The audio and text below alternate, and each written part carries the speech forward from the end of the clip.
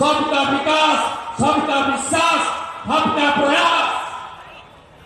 আমার জয় শ্রীরাম মানে ভগবান রাম, আপনার জয় শ্রীরাম মানে রাম রাজ্য। মাথায় ছাদ, পেটে ভাত, হাতে কাজ, এটাই হলো সুশাসন, এটাই হলো সুরক্ষা। যোগীজি দিয়েছেন ইউপিতে, গুজরাট পায়, আসামে হেমন্তজি দিচ্ছেন, ডবল ইঞ্জিন হলে বাংলাও পাবে।